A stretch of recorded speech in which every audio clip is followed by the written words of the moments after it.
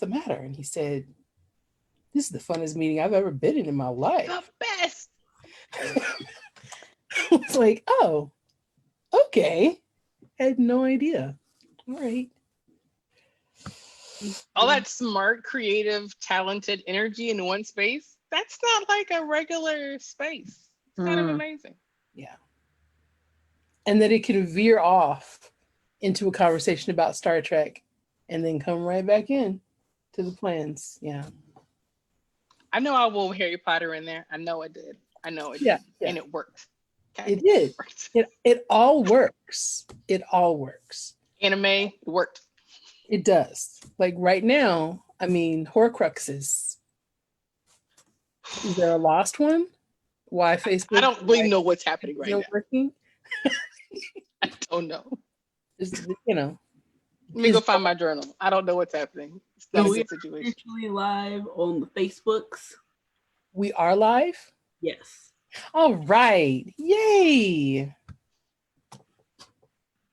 Okay. So Want to tell them about the great things that are going on? Oh, because we like mid conversation right now. Horcruxes. Dial it back. Dial it back. Right. Dial it back. So let's introduce ourselves. My name is Jade Rogers. I'm the Chief Innovation Officer for the House of Afros, Capes, and Curls, and this is our book club.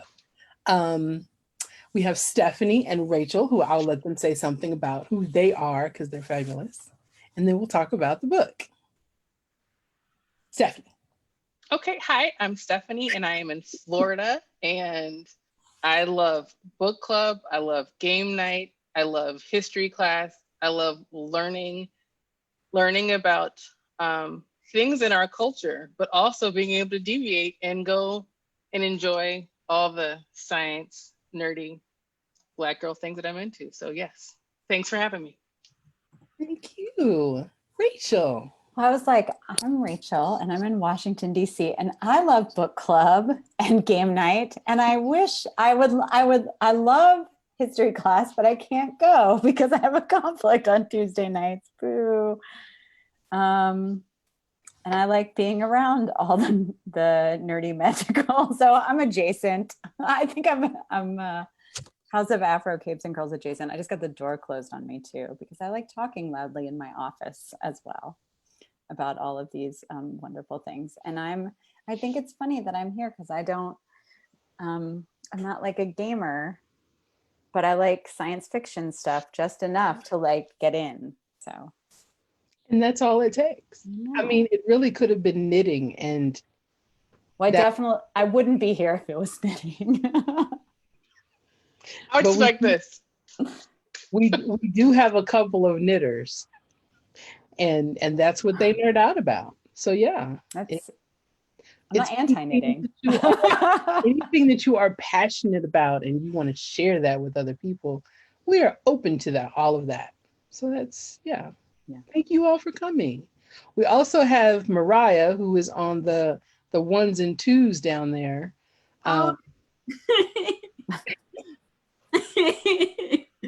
Making things happen.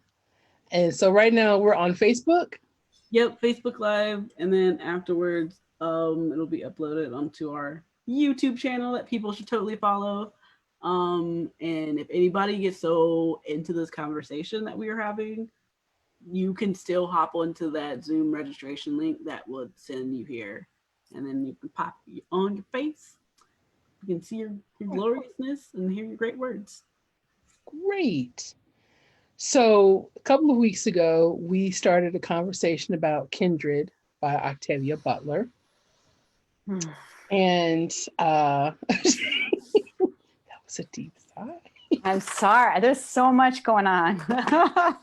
And we covered the first 3 chapters, the river, the fire, and the fall.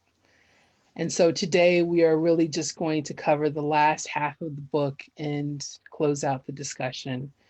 Looking at the fight, the storm, and the rope. And I guess my first question would be, where is home for Dana? That's a big one. Jump right in there. Where home is? It's weird because they have this conversation, right, Rachel, in the book where I feel like someone acknowledges that her and Kevin weren't married that long and at their like house in California that long before she started getting snatched, right? So by the end, she spent more time in Maryland, right? Than she had in her new house. Mm-hmm. But her house is like a safer place. Mm-hmm. Ooh, like what's the definition of home? Was this a trick question? Well, yeah. Jade. That's open to Is interpretation. this Australia, Jade? This is not Australia. This is. I hate I missed that night. Yeah, I did this project once that it was about like exploring, we called it From, because it was around that time that there was all these blog posts that were coming out and like think pieces about people asking, really like white people asking anybody that was perceived as not white optically, like, where are you from, right? And I feel like but it was really about that concept of home and like, where do you call home? And like, how do we explore that? Like, what defines home for us?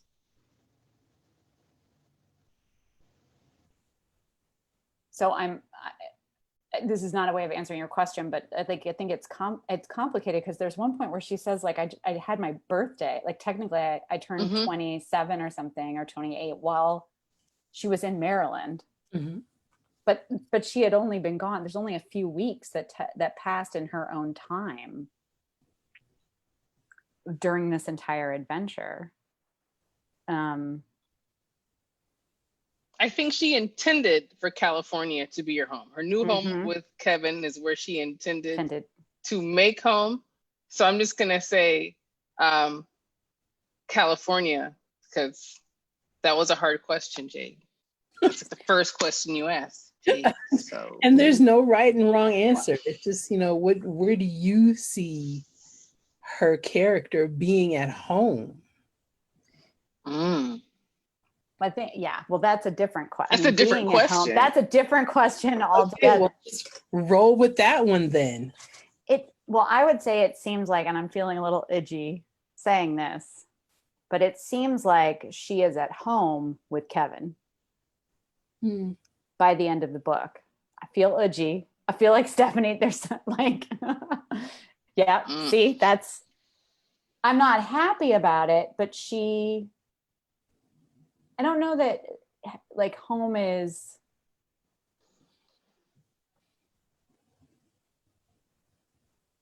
and maybe it's about family, right? And family is complicated, home is complicated, but she travels and she has there's like home base, she goes both places with him.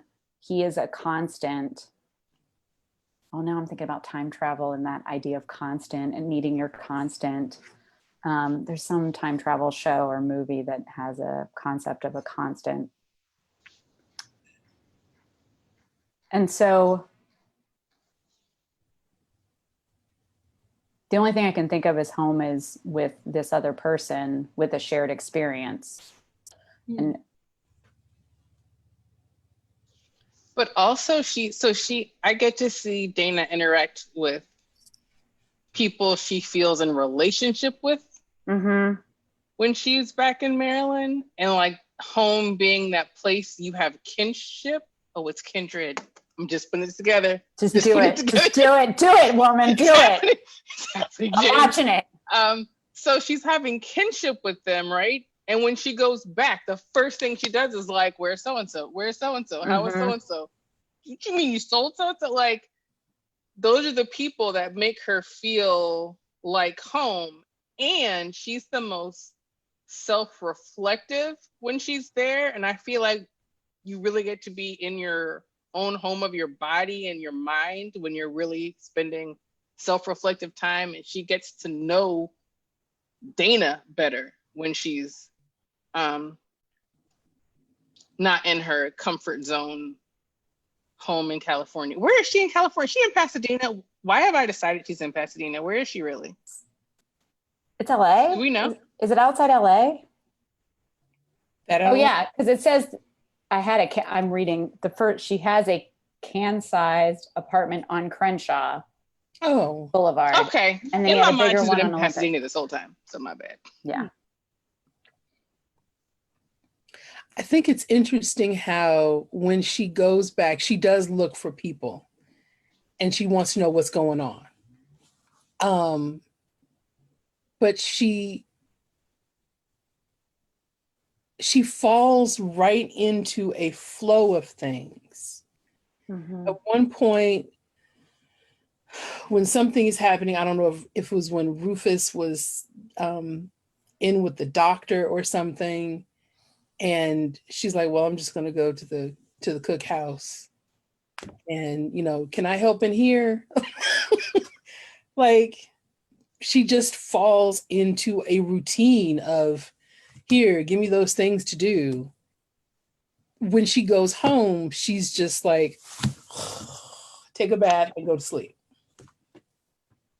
And then wait to go back. Right. It's interesting how, of her family, her parents are still alive. Right? They died when because she was raised by her aunt and uncle, right? Her and Kevin had that in common, I feel like. Yeah. Right. She has her aunt and uncle, but they're still alive. Who? Her aunt and uncle. Yes. Yeah, because they didn't like the idea of Kevin.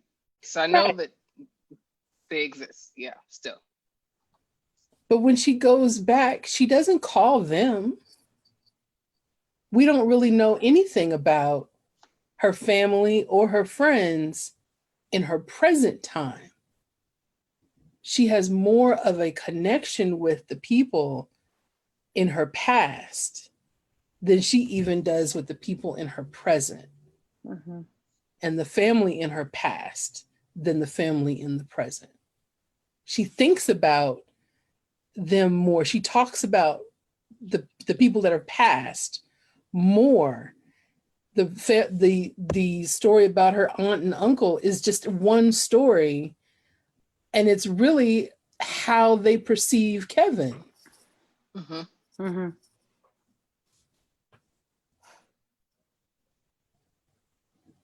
Sorry, I don't think I and really... who takes her groceries when like she comes back without Kevin? Was that a cousin? It's a cousin. That's like the only person you really hear about. And then she comes over one other time and she's like, Kevin looks terrible. And I'm like, Mm-hmm. But we don't hear long exposition about their relationship, how they grew up, what they talk about, what they do. It's just, it's kind of in and out. Mm-hmm. But these people that have long since died, she has much more of a connection and talks about the intricacies of their lives and feelings. And she can talk to, is it Carrie, who is mute? mm-hmm. She's telling Kevin, I was talking to Carrie, and he was like, well, you were talking. She was like, oh, she gets her point across. And I just love that. I love that line because I can hear her say, oh, she gets her point across.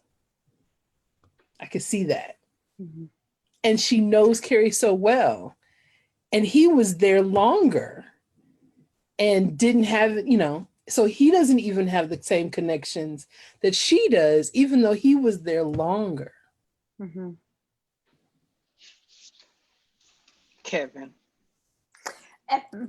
I'm not trying to support Kevin by saying my theory, but I'm saying in the end, he's the only connection, live connection. I'm saying at the very end to those folks. So let's just talk about Kevin. So how is he? We have to talk about Kevin. Stephanie. No. Sorry, Jane. So Kevin, okay, at the end of, is it the fall? The third chapter. Mm-hmm. She is being whipped. Is that the point she's being whipped? Yes. Yes. Brutally. And passes out and, well, is going home. And he is now nowhere near her. Although she sees him before she goes. I feel like that's right. She sees him before she goes. And I always wondered in that moment,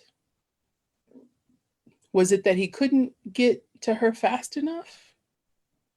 Or did he stop? Do you think he stopped? Because he's curious about this time period. Do you Right up until he actually did it. Right. Do you think he wanted to stay behind and see what was going on? Mm-mm. Okay, so then what is his experience in, by that time it was 1819 or somewhere around He there. wasn't doing any work at that point, but I think for him on the other end, she was only ever gone for a little bit, and then it seemed like a couple days later she went back. I don't think he had the concept of like how much time passes before she leaves. Mm-hmm. It's like maybe, but I don't think Kevin wanted to stay. Like Kevin wanted pizza and stuff still and coffee, and he didn't want to be out. I think Kevin just slow. He's slow. Like he just was like. Ta-da. So then how does this time period affect him? What is the impact on him and his understanding of the times and enslavement? I think Kevin got woke. Kevin got dropped. He was not prepared. Kevin was a little complicit. Like Kevin's complicity grew until Dana left. And then all of a sudden, what Stephanie said. And then it was like not good for 5 years or whatever. When he tells the story about the lady who like had the baby while I say, Kevin, that was too much. I said, that was too much for me. Yeah. Kevin, so I know that was too much for Kevin, right? Mm-hmm. And what's interesting, what were you going to say, Jay? I was just going to say, what else does he see? But go on.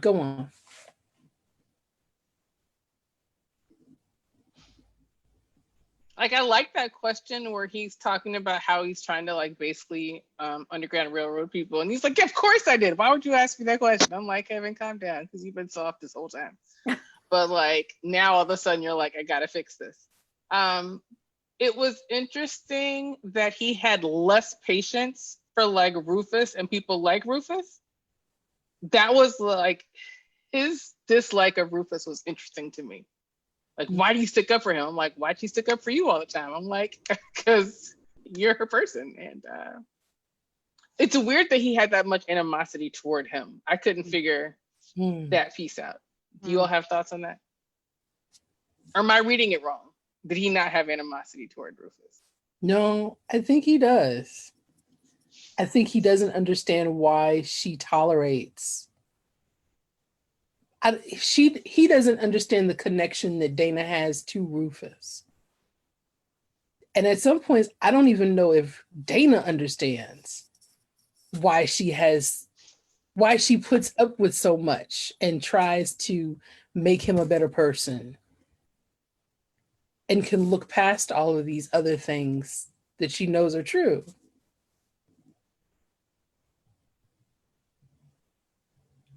I think it's interesting with Kevin that he does spend 5 years behind versus the time that she spends. I think the longest she was gone, was it 8 months? Something like that. Mm-hmm. The longest she was gone was 8 months, but he was there for 5 years. That's commentary to me. Like, why was he gone for so long?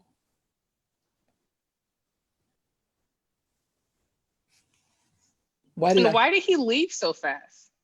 I mean, I guess it wasn't so fast, but like I really missed why he left in the first place. Like why he went up north. And not only does he go north, but he goes and he keeps going further and further. Like every year he's going to another place, getting further and further until he hits Maine. Mm-hmm. I'm like, you were really trying. You were really trying. What did you make of all of that?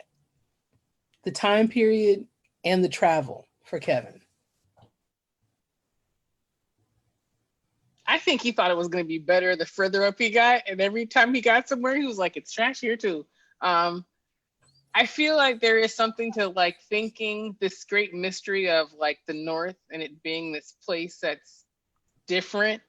And he got all the way to Maine and was like, oh, so like this is like pervasive, the thing that we're doing in America. Mm-hmm. And it's like, yeah, Kevin, like how you didn't know this until today, Kevin. This is why Kevin's a learned man, but he's still no common sense. Rachel? Oh, I agree. Like, I mean, I think there's the moving north makes sense in terms of what Stephanie just said.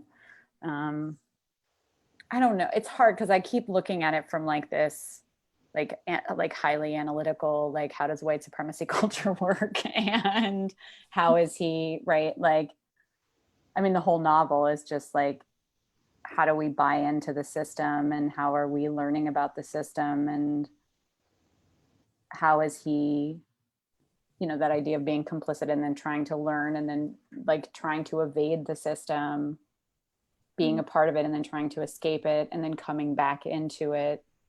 And then not, you know, pushing away those Dana and the people that are, you know, that he's closest to. Because why didn't he go back and buy everybody and then free them?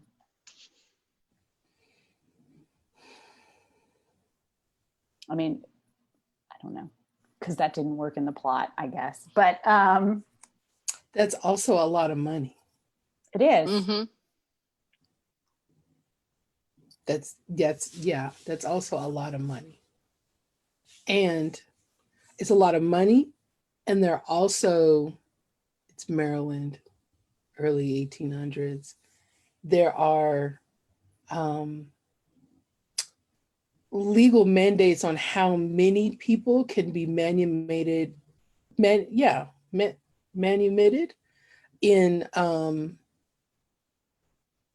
a year or during a time period. They put protections in place so that too many people weren't freed to keep people from buying people and then giving them their freedom. Yeah, it was an effort to curtail some of that. But to Rachel's point, I see it, if we want to talk about it in terms of the broader culture of white supremacy culture, trying to escape white supremacy culture, but like it's in the very fabric and every single bit of Americana. And you can go to Maine if you want to, but you're not going to escape white supremacy culture. Like that thing that's possibly hurting your wife wherever she is, that when you go back is gonna hurt your wife in the future. Like not knowing until then how deep that was in the fabric was probably hard. Like Kevin came back and he was weary and knew he had no one to talk to about it. Like there's no therapist, there's no anti-racist people he could talk to try to get some healing. Because it's something that he hadn't had to confront. Like Rufus doesn't have to confront their own like power in the dynamic. Right. And I always look at that time period. She was there for almost a year. He was there for 5 years. She very quickly got it and understood who she was, how much power she did or did not have in a situation, and began to fit into this world startlingly so. Mm-hmm. But it took him a lot longer to process and to understand, oh, this is America. Yeah. Don't get you slipping up. Sorry. Yeah. Oh, it was going in my head. Yeah, that it didn't matter how far he ran. We have that idea in this country that, yeah, Harriet Tubman helped people get north. What is north? North. Mm-hmm. What is that? And after 1850, why is nowhere north safe? And people have to go to Canada. You got to get out of this country. Yeah.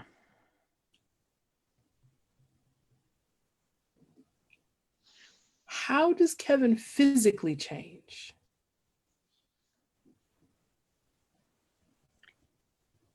I mean, he gets scars. He's injured.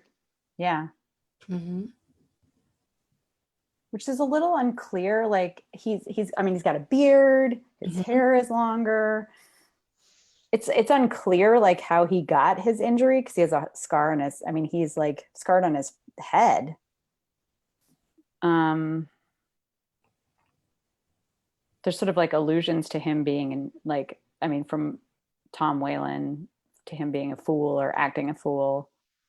Or being out of control or what have you, but it's unclear what that actually was.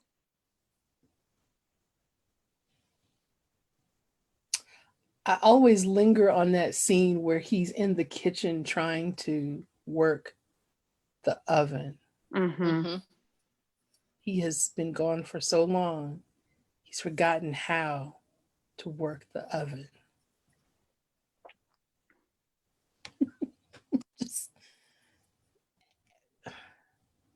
And the thought of when he got there and he got to a situation where he was hungry and needed fire, what was the process for him understanding what to do next, how to use that stove or go somewhere, just like how I always wonder how many things did he have to relearn as if he was an alien in this time, so much so that when he comes back, he's an alien in the 20th century.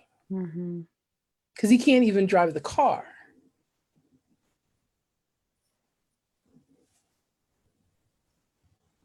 And he has scars, which leads to the next question about Dana and these scars. How many scars does Dana have? Because we know about Kevin and the head and the age on his face and the beard. How does Dana, what scars does she have?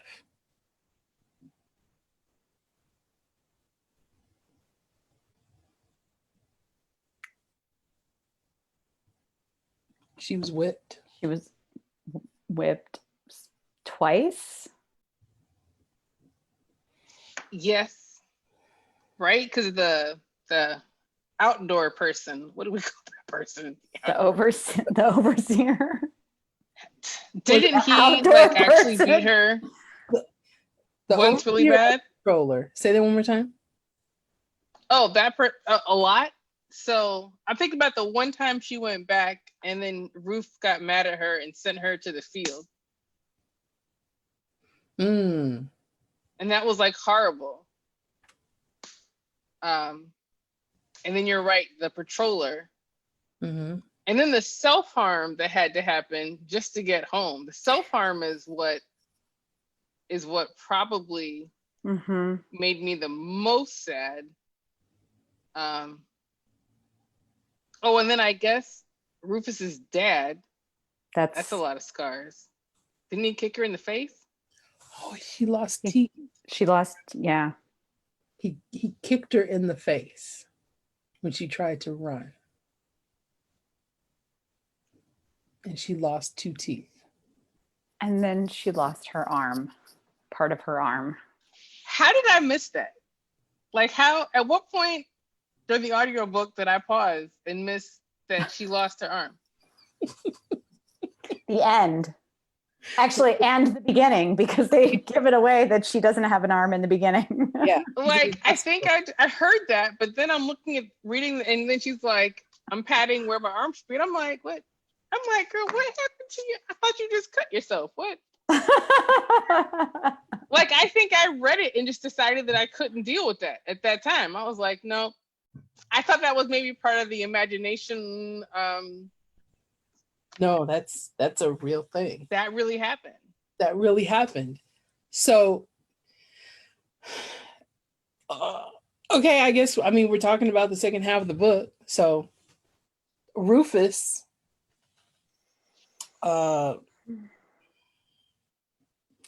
no, Alice.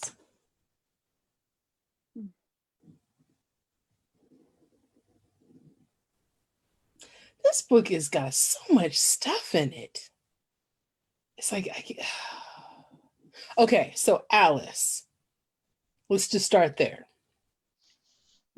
How does her relationship with Alice change, or how does she view Alice?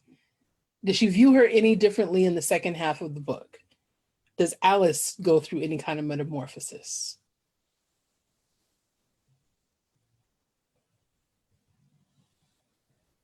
And know that when I ask these questions, I don't have an answer. I'm just thinking of, you know,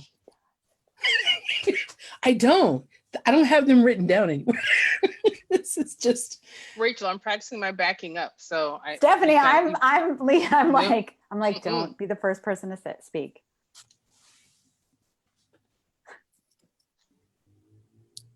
I can do this all night. Oh yeah, I can too. Mm-hmm. What? No, you can't. Both of us are not speaking first. Stephanie, you go Yes. first, because I answered the last one first. So you go first. So Alice goes through a lot. And it is interesting to me that Dana takes a lot.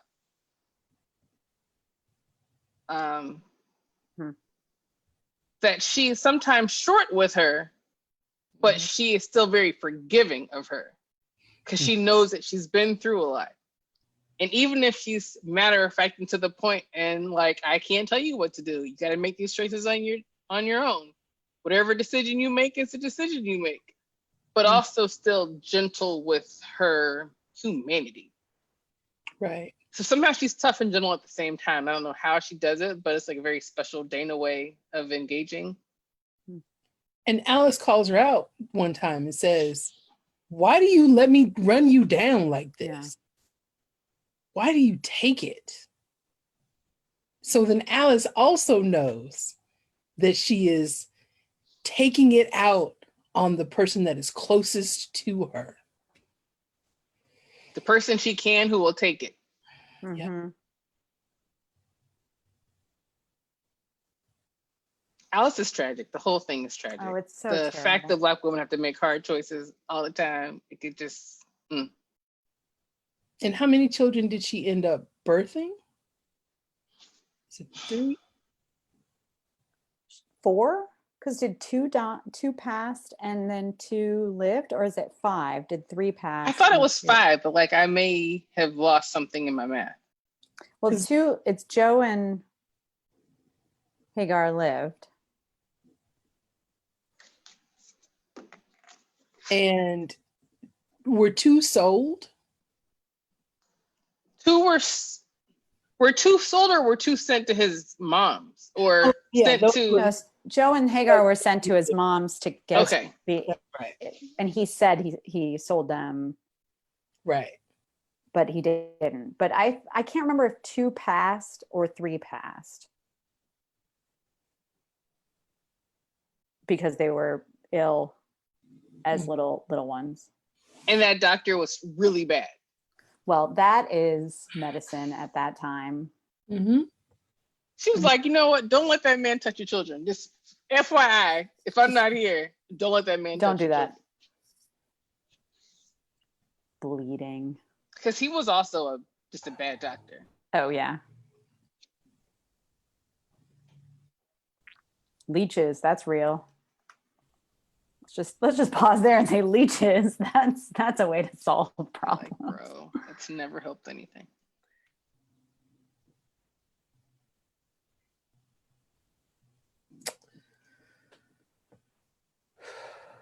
I mean, how long had Alice been free? Yeah, how Was old she was born free? Remind me, I can't remember. I feel like she was born free and she had to be past her teenage years.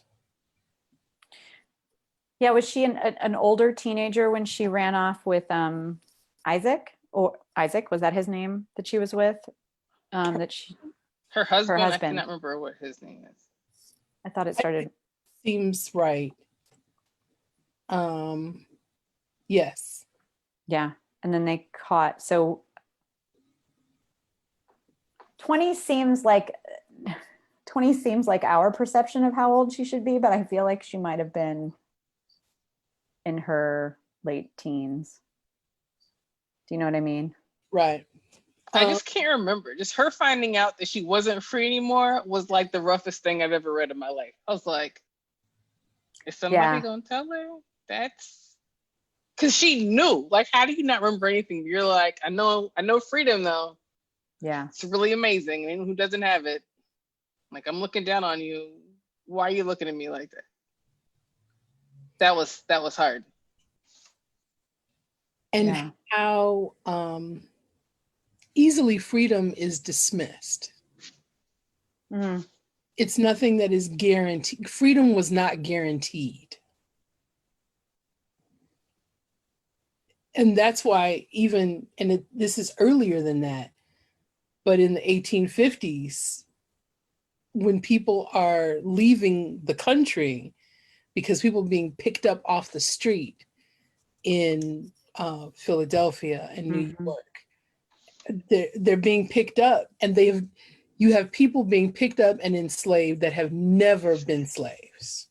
They were born free, and then they are sold into slavery further south. That's who Alice is. Mm-hmm. She's born and understands what freedom is. Even though she lives in close proximity to it, she still doesn't understand what it really is until she's there. So it's like Dana. Like, both of them got snatched. They were like in a place, they felt like safe-ish, and they both get snatched back into the same something bad. And just the idea of getting snatched and having things taken away from you was like a theme throughout the book. Like, Dana had the hope that Kevin's on his way, and then to find out the letters are in the like, that piece that she had got snatched, and that really hurt my feelings. I was like, how could you do that? And he was not apologetic. We could unpack that for days. I was very upset. Rufus, there's an interesting dynamic between Rufus and Thomas Whalen. And that Rufus, he respects his father because he understands that when my father gives his word, that's it. He's going to do that thing. And Dana's like, you need to be more like that. More like that. That he doesn't see that that's something that he should do. But that's the one honorable thing about his father.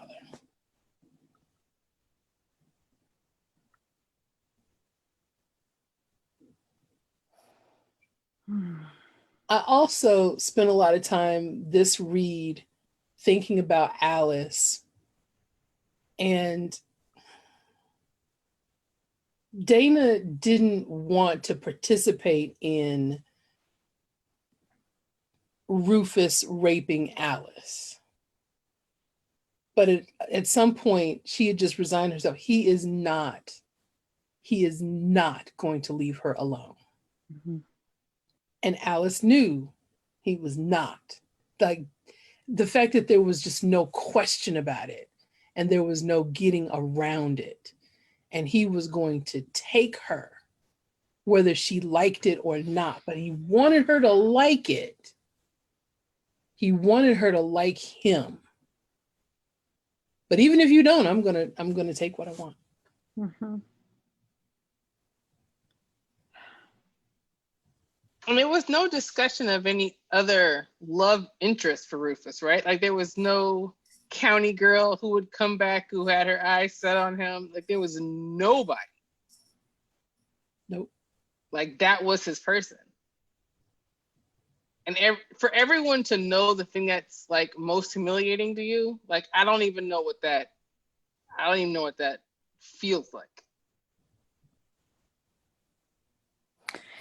This is like reading this now. It's so like this. I'm saying like reading this now in this time. Like there's something so sorry to bring this name into here, but there's something so like Trump about Rufus, right? Like his obsession with like this is where like this racial analysis like keeps creeping in, is like trying to like look at like what is this about whiteness and white that makes us want to own things and want to take things and not and like understand analytically like, oh, that's not right, and yet do it anyway,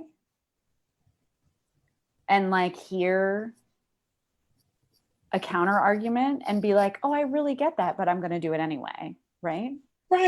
And so the extreme that I feel like we can see right now is, and I was just reading about his lunacy, talking about the coronavirus and, saying like, we have the lowest numbers in the world. And I'm like, what? Who is sane? Right.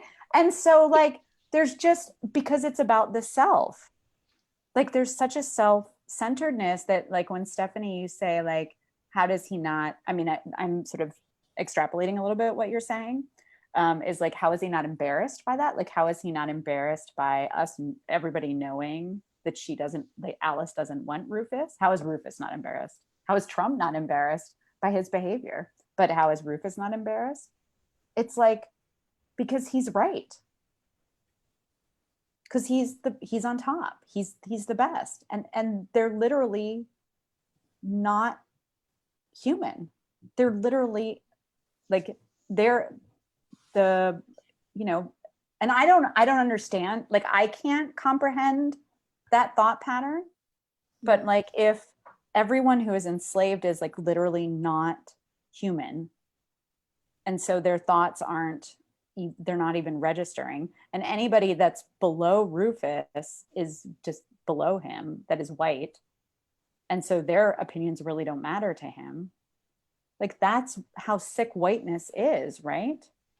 But I don't think he thinks he's better than Dana. He knows he's in a better position than Dana, but he also knows that she's smarter. But his individualistic, which is dominant white American culture, is just that like my individual needs outweigh all the other things. So it's not like he doesn't acknowledge the existence of those things. Yeah. He knows that Dana has saved his life I don't know how many times.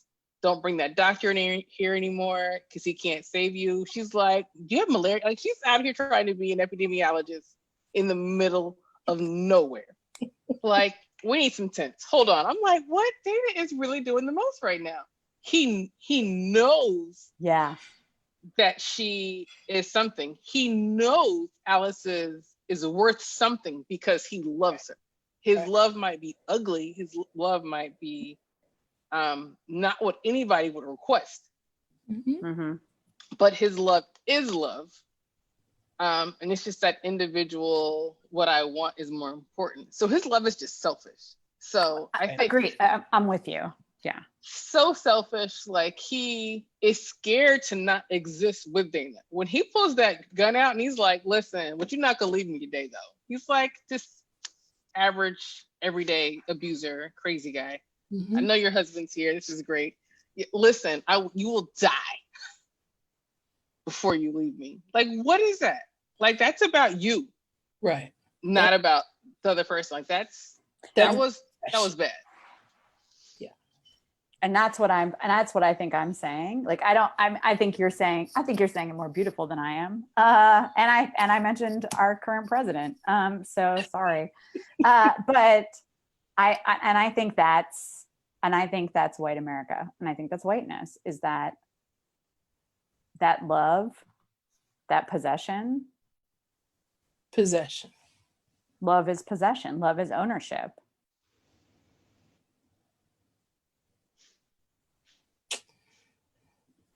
And they know love exists. They wouldn't be threatening mothers with selling their kids. They wouldn't be threatening with sending their husbands to Louisiana. Like, they get the concept of humanity. Like, in every decision they make, they're acknowledging humanity and acknowledging love and kinship and feelings. And they're like, yeah, but like, I don't want any competition. But like, yeah, like, what's going to be easiest for me? And I think power is doing what's easiest for you. Every time. What's interesting, I'm interested in this. This may be trying to split hairs with you, but it's like the love versus like, I know how to get what I want. So it's acknowledging I can hurt you, or how I can, my power to cause harm, not the power, like existence of love. I don't know. I have to think about manipulation, because there's definitely all the manipulation. Well, because there's power to do it. Because there's power to do it. I think that's it's. I have to think more about this, like this, more than time than we have today, about this. Like, we acknowledge the truth of love, right, or the existence of love. Because it's I think more about, I know how to hurt you,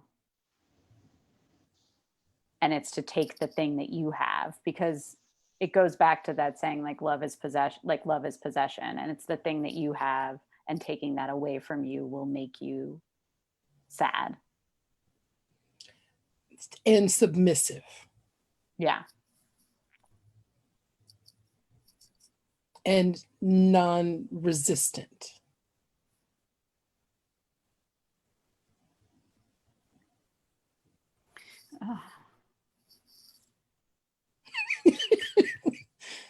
Yeah, because slaves are created, they're not born. He does things to Alice to make her into a slave. She is enslaved, and she is enslaved before she even understands what it is to be a slave.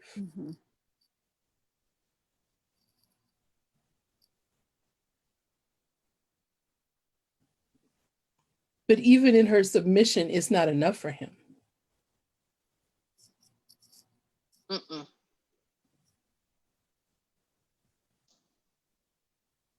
Yeah, it's not enough. But he had, and I think that's why it was nice that we saw about his mother earlier in the book, and how he was getting no love from anyone in his house, right? The people who were supposed to love Rufus never showed him the kind of love that would have ever made any young person feel good or safe or whole. And so he used his power to be like, you people are going to love me. Like, someone's going to love me, right? Like, I can make you guys love me. I couldn't make my mom and dad love me, but I can make you guys love me. And that's what I'm going to do.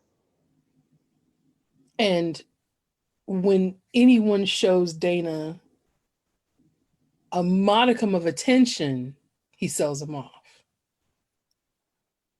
Because you're going to take the attention away from me. Yeah. She's going to pay you attention, and then she's not going to pay me as much attention. And that's before Alice even dies or kills himself. Spoilers. It becomes too much for Alice. Possessive love is never healthy for the recipient. No. And he threatens to take the children and sell them and does send them away to prove his power, which I think, and he just sent them to what, his mother's cousin or somebody, a relative. Mm-hmm. In Baltimore, I feel like. Right. But so he didn't sell them, but he's going to prove to her that he could, so that she will love it.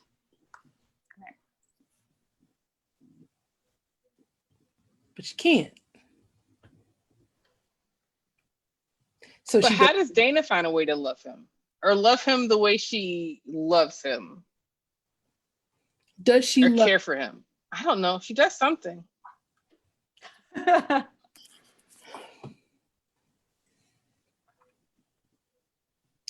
think in the beginning, she sees him as this child that, if with the right attention and the right teaching and a little care, he will turn out to be an okay guy. Mm-hmm.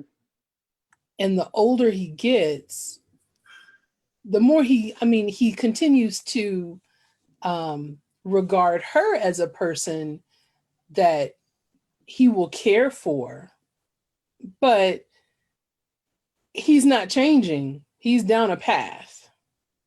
But by the time she can see that he is who he is, all that you have tried to teach him is for naught. He just is who he is.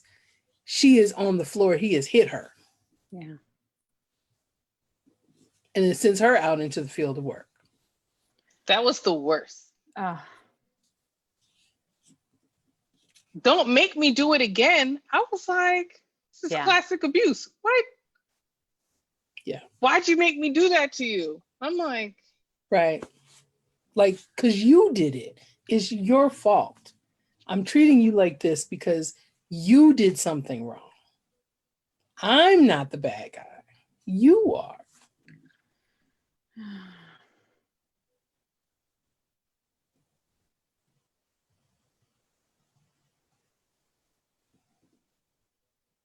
I think a lot of people felt that way, though. Mm-hmm. The system supported it.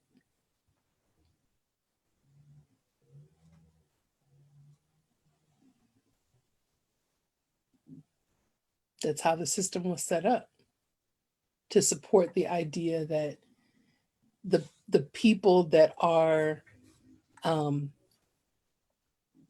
being subjugated are the subject of all that is bad. Mm-hmm. And the people that are the owners or the people that have access to the slaveocracy and are in positions of power and authority are doing a benevolent thing. Yeah. They'll lie to get themselves to go to sleep at night. I tell you what, there was just no benevolence in slavery, right? There's none. You don't own your body. You don't own your mind. You have no agency. You don't own yourself. You are someone else's property to be bought, sold, bartered for, or bequeathed in a will. But the one thing that Alice can do, the one power that she has left, is to take herself out of the equation. How did he not see that coming? Like, that's like clearly the only option she had, in my mind. Rufus is not the brightest bulb in the bunch.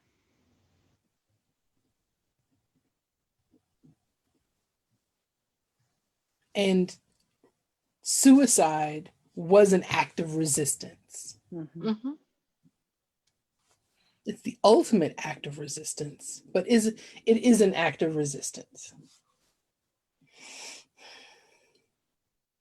In a different way than running away is. Mm-hmm. Mm-hmm. And so it's like, I don't think he understands she has the last card to play. And like, she will play it. And then he just didn't think, she couldn't not love me. She couldn't be that mad at me. Right. Mm-hmm. It was like, of course she can. Like, you took her kids. You sent her husband to like, and didn't he leave with like no hands? Like, I feel like they did something really bad to him before he let his ears. They cut off his ears. Mm-hmm. In front of her. She's never gonna like you. And those are real stories. Yeah.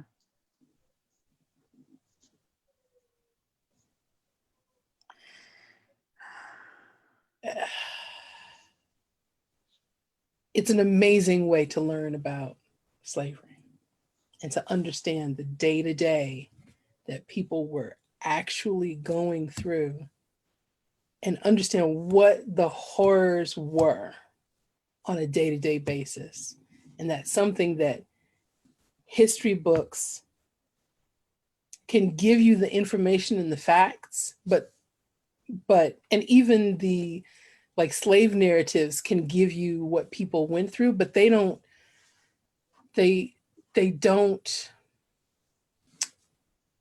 it took something like this to get me to understand, oh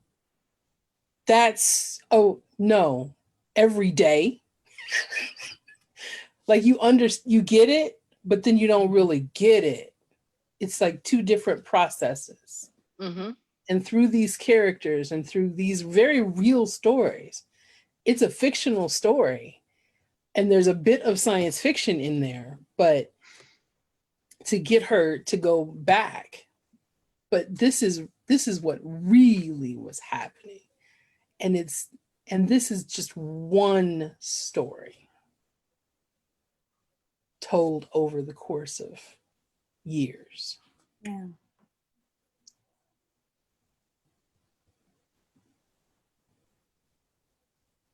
I just keep thinking about generational trauma and Mm-hmm. how do you even learn to like feel safe, right? To love in a safe way as a parent, as a spouse. I don't know what I was watching, but it was something they were talking about how bad it is to love someone, how bad it was to love someone. Because once somebody found out about that love, like, oh, they could use that against you. Mm-hmm. There's nothing worse than having a spouse on a different plantation. I'm like,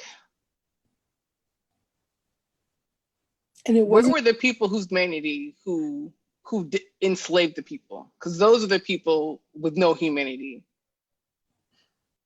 in my book. well, I mean, the people you had to ask permission, first of all, to be married. Whoever it was, you had to ask permission from your master. And if it was someone that was on another plantation, then both masters have to be involved, because what if there is a child produced? Who is going to lay claim to that property? So the humanity of even marriage and relationships is taken out of the equation. It's all a business deal and bargains.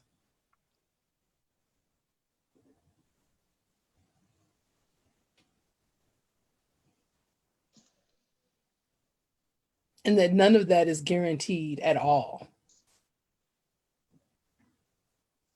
Because you could be sold, your husband could be sold. It's not illegal. I mean, all of that.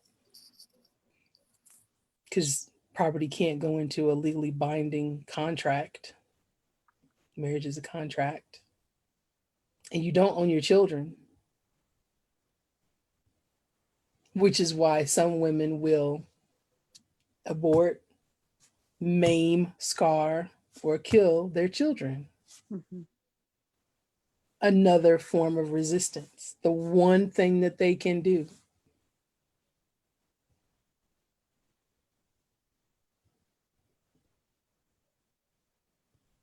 It's such a good book. So, I mean, it makes you think about things you've never ever thought before, right? And so when we started, I was reading Kindred and watching Hamilton, and I was like, this is just a hot mess. So then I keep going down the rabbit hole of people who are like, I'm an abolitionist. I only own 6 slaves. And I'm like, you own 6 human beings. That's like 6 people's lives. Mm-hmm. We saw how one person could be miserable, right? Right. You had only 6 people. Mm-hmm. That's like how many generations of trauma from these 6 people that you had to own because your father-in-law gave you some slaves, and so you took them. And I'm like, yep. I went to a plantation once, and they freely talked about the enslaved people that lived on the plantation, but it wasn't like a normal plantation because, I mean, they just were breeding horses.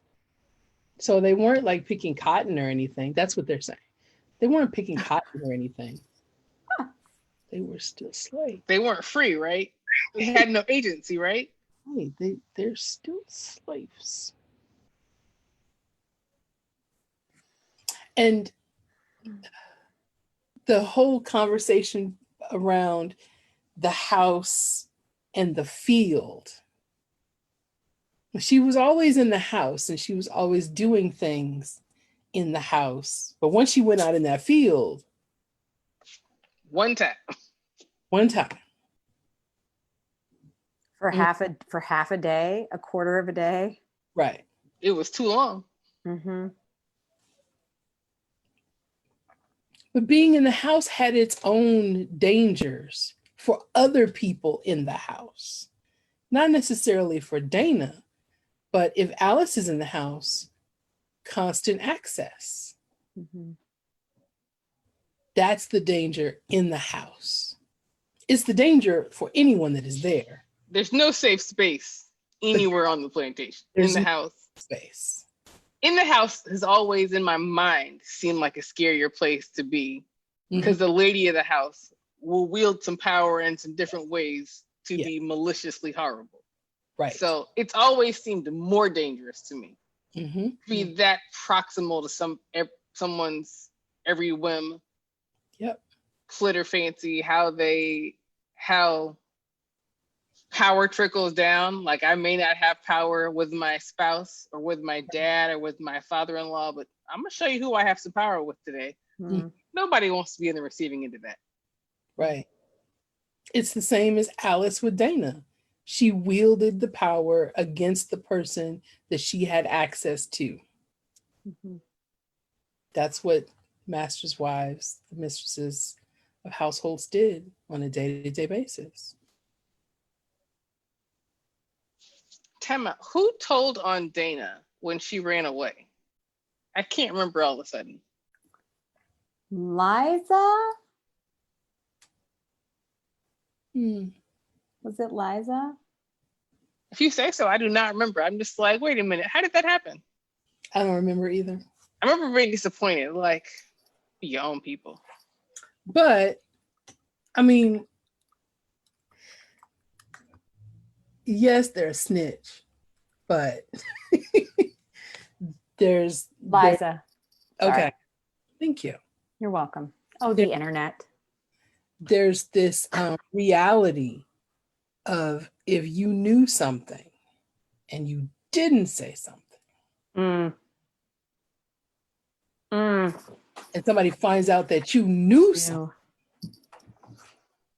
which is why you have people telling, because there's already a pattern of violence. If you have any information and you don't say something.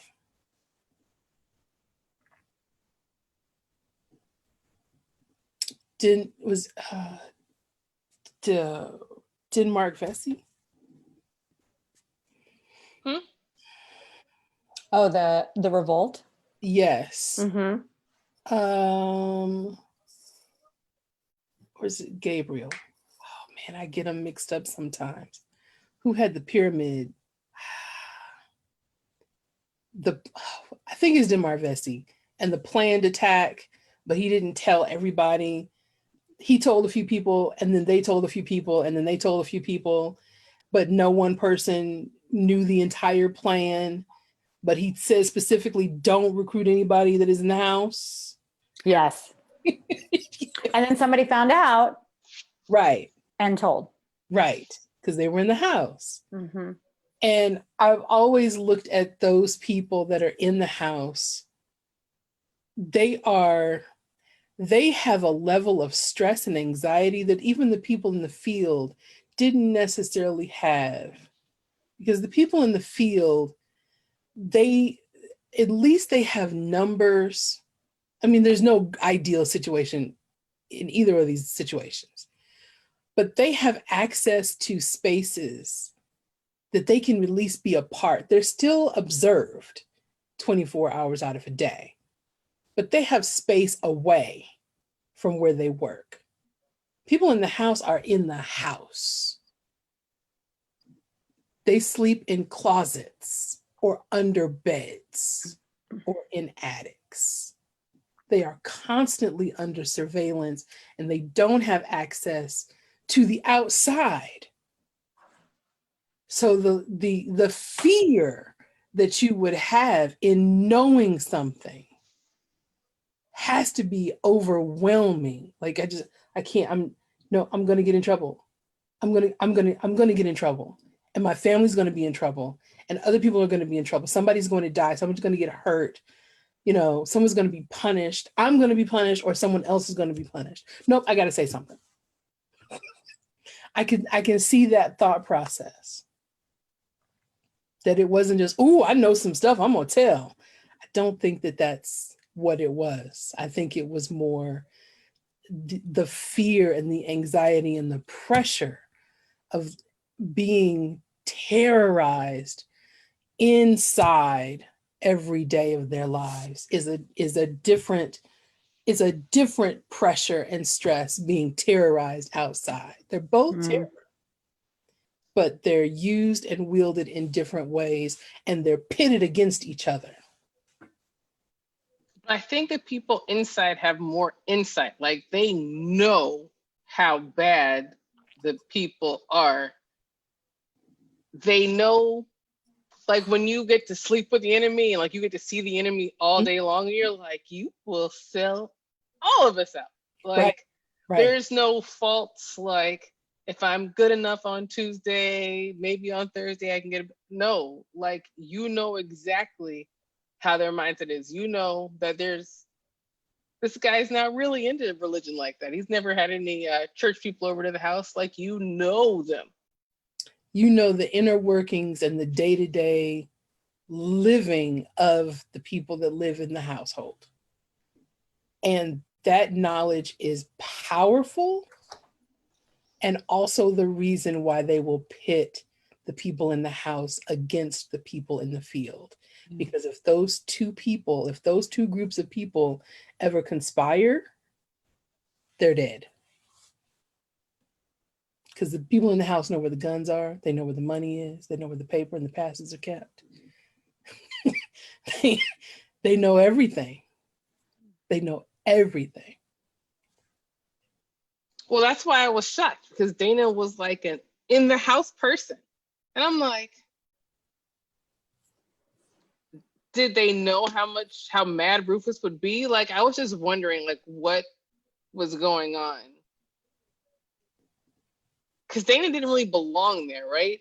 And so, like, you couldn't be mad if Dana was leaving. You knew she had a husband. You knew she wasn't supposed to be here.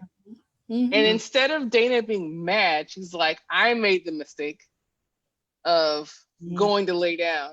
I should have just left. I thought that was very insightful that she said, that's where I went wrong. And like, that's the statement she makes. There's never any hostility. It's, I shouldn't even try to go lay down. I should have just left. Should have just left and nobody known where I was.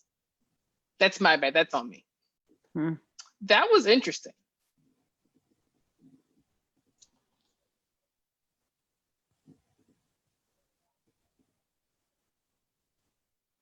So I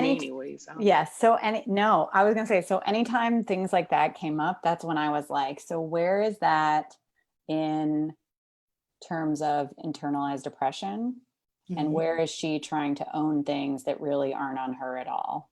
I mean, I'm like, I would agree with that, Stephanie. Like, and I was like, where is Dana saying like, oh, that was my bad, I shouldn't have done that. I mean, understanding the rules and understanding the consequences, right? And this is where it's like unfair, because of course, like she knows if and I don't remember exactly the circumstances in the book that you're of that moment, but like looking at it from like a larger, I mean, you know, looking at it in like, we learn about the historical context, and then also looking at it from like, what does it tell us about ourselves and how we operate?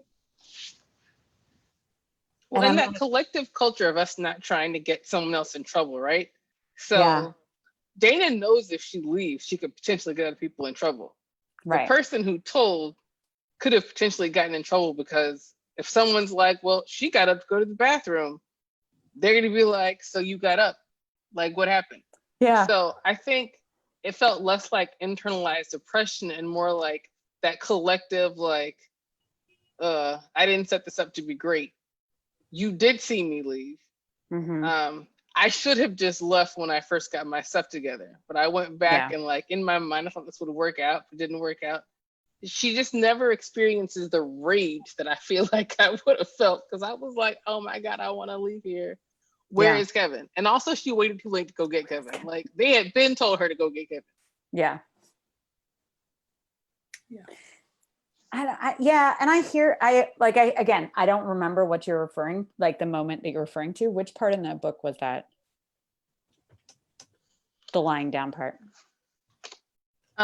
It's before she tries to escape. That's after she finds out that Rufus didn't mail the letters, right? Oh, okay.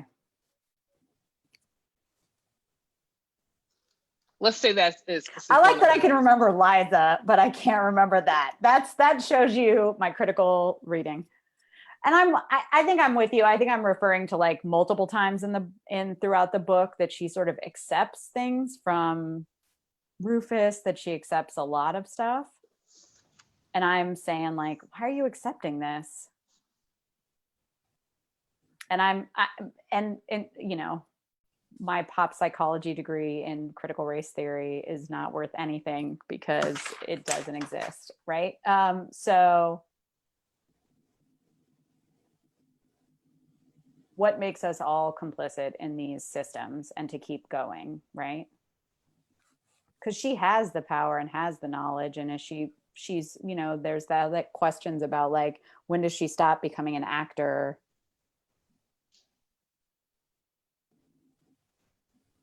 I don't know. There's that language about like she and Kevin are being actors. And then later she's like, and then I realized I wasn't an actor anymore. I was actually in it.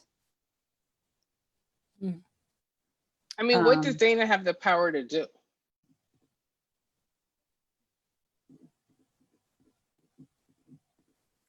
Nothing.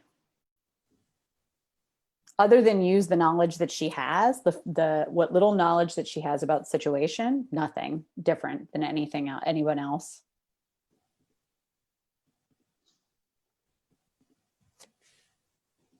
Even her attempt to run, and she's like, how did they find me so fast? Like you think with her 20th century understanding of, you know, getting out of a situation, that she thought she would have gotten further. But she does not. No.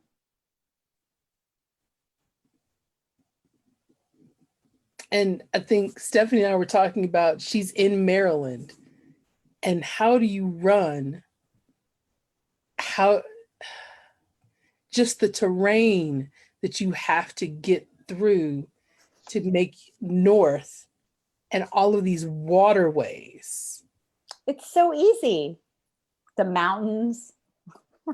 Between mountains and bays and tributaries. I mean, yeah, Bay Bridge is long. How are you getting over that? And there's like 4 other bridges on the way.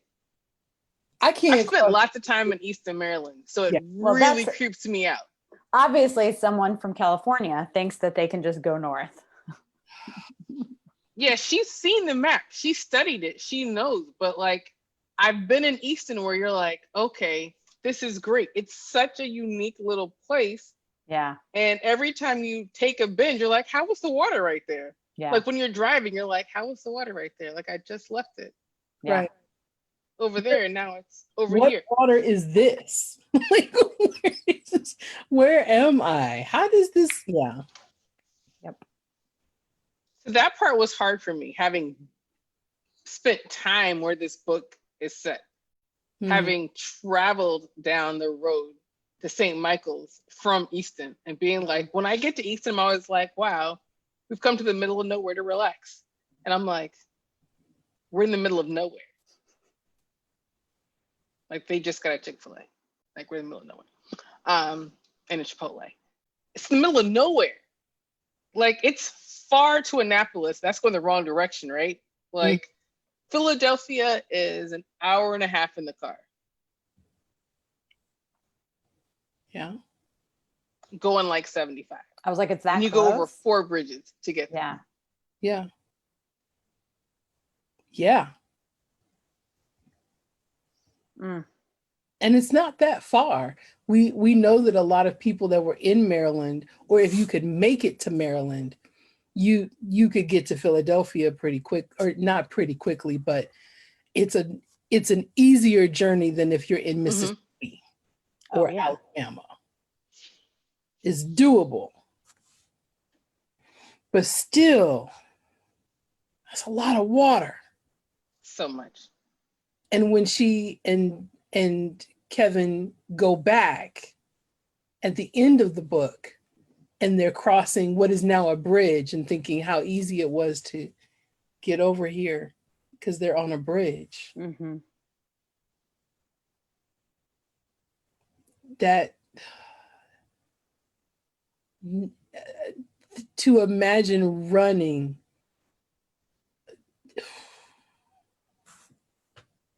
And it's so dark out there. There are no, like, even like the road going from Easton into St. Michael's, there are no lights, right? Mm-hmm. So if you arrive at the hotel at night, it is pitch black. And the trees are so high and so canopied, you cannot see the stars.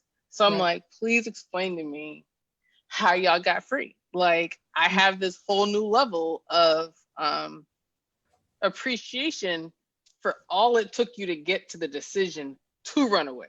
Right. Like, right. That right there is a whole life journey. Mm. And then you did the thing. Knowing that you've seen someone who came back with no ears, or someone who came back with a dog took a chunk out of their thigh or their leg, like that's not right. Those are very good deterrents. Mm-hmm. And there are still parts of Maryland. I did a lot of back roads where it is pitch black. Mm-hmm. And if you can't see the stars, yeah, and you are relying on nature and trees and people still do it. Yeah. And many are successful. Yet we give Abraham Lincoln the credit for freeing the slaves. And we also don't chastise the slave owner, holder, perpetrator enough. We're like, do you know how bad you were that you made someone leave out in the pitch of night, knowing that 50, 11 things could happen to you, and they still left? That's how bad your house was. Like, that's pretty 10 level bad. If I'm willing to maybe die in a river somewhere in the bay, in 7 different entry points to the bay with the fast currents. See, no, absolutely not. Yeah. Looking at the bay, just like today, No. It causes my mom great trauma. It's not okay. No, I would not. I wouldn't try it. I wouldn't make it. And I say that about Abraham Lincoln because whenever we talk about slavery in this country, well, Abraham Lincoln freed the slaves. Abraham Lincoln was pushed to a point. Those people helped to free themselves with their feet and pressuring abolitionists to aid them. As much, if not more, credit goes to the people that actually attempted and did run in freeing themselves because they pushed the point.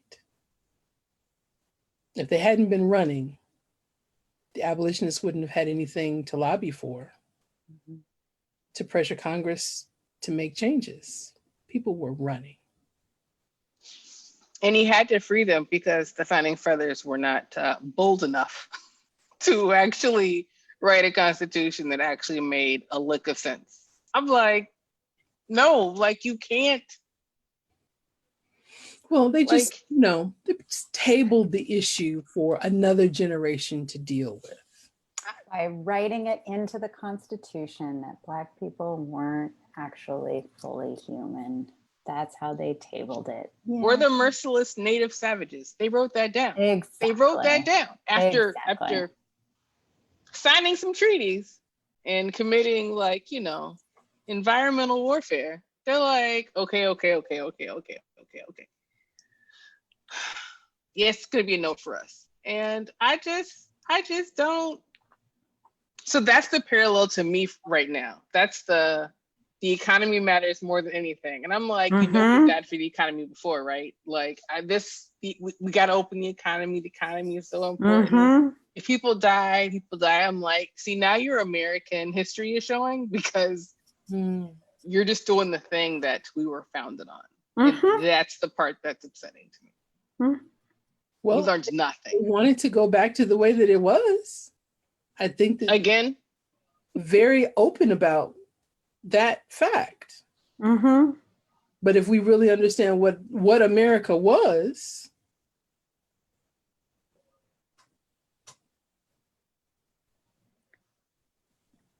I'm not finishing that statement. And regretfully on that statement, I need to, so I don't start bringing up Trump again. I need to go. Okay. Well, we've hit the 7:30 mark. Any closing about Kindred? I think more people have to experience a book like this written in a way that at first I thought was unapologetic, and then I was like, oh, these are just facts. See, we've been giving alternative facts this whole time about what slavery was like and what oppression was like back then. And this book goes into like actual truth and facts. So it's not unapologetic, it's just factual. Right. And I feel like we haven't gotten that enough. We've gotten, to Raya's point, the beloved founding fathers who, cared about this country and they fought for freedom. I'm like, y'all weren't even actually enslaved. So I need you to stop saying you fought for freedom. Like, you were fine. You had to pay taxes and you didn't like it. You were fine.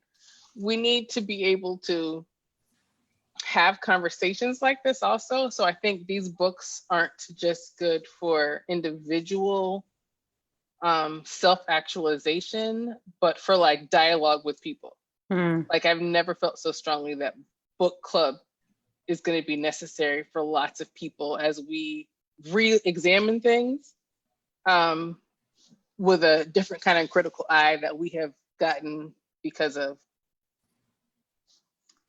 COVID-19, Civil Rights 2020, hashtag America wasn't great. We're trying to make it great again. So all of that, we have different critical lens. And so I think rereading things like this, and this book isn't even that old, right? And how is this not a movie? How is this not a movie? It's not. it should be a series. Like I would watch that for like a good 2 seasons. Octavia, she was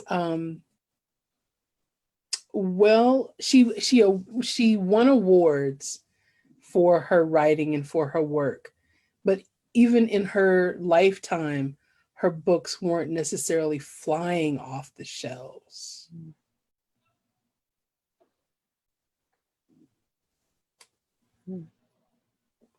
It's a new day. Yeah. And I think we could have a whole conversation about the scars. I brought it up before, but the scars and their lasting effects on the present and missing pieces of herself. She leaves something she left her arm in the past. She comes back not whole. Mm-hmm. This book is so good. I look forward to reading it next year and like recognizing that I'm going to see something different, something is going to hit different, something's going to feel different. Because hopefully I've grown and I've seen some things that I didn't see this time. So this is like a you should read every year kind of book. You know, I've read Kindred every other year for the past 20 years. And the first time I read it, I was like, oh my God, like it was just revelatory. Informed the way that I teach history. And I used to have it as a part of my history classes. And this year, it hit me again in a way that it hasn't in many years. Just with everything that is happening, it just like, oh my God. And I read it every other year.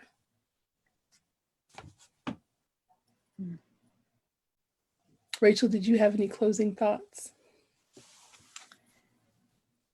Well, I was using Kindred as an example with a director friend who's a white male director who was asking me about my thoughts on directing outside of your identity experience.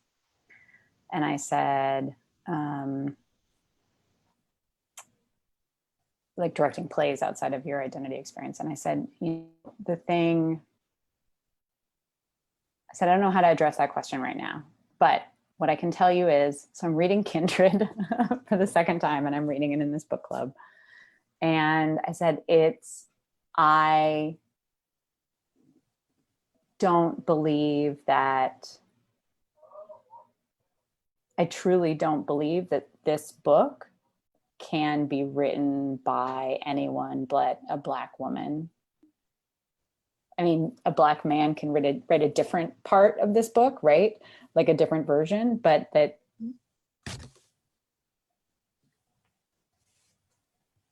I think there's complexity to stories and identity and lived experience, and the critical lens and eye then that one, because of their lived experience, brings on history and on the reflection of history. And so, and then to be a part of a community, a predominantly Black female community, and hearing that being digested is just the book being digested and discussed is really powerful. And so I think that's like a really, for me, very special experience to be a part of. So my reflections on the book is, once more, what Stephanie said, and what Jade said, and probably what Raya typed. But that I think there's a uniqueness, there's a deep uniqueness to lived experience. And there's irony in saying that, since Octavia Butler did not live as a slave and as an enslaved person, right? But knowing that you bring the facts as were discussed with the lived experience that Octavia did have,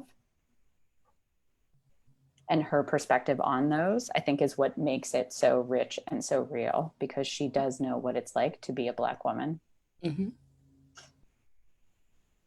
And I would add to that, she knows what it's like to be a Black woman who still carries the scars. Yes.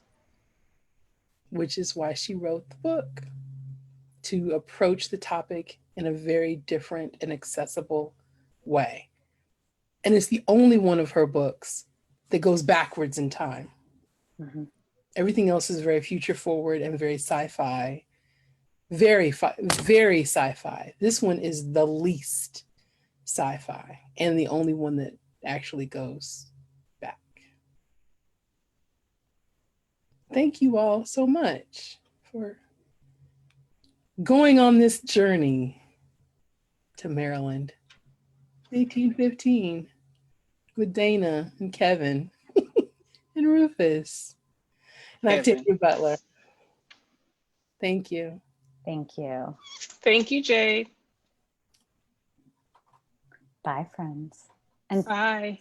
See you in Omaha soon. All right. I'll see you in Florida soon, Stephanie. Yay, thanks. Yay!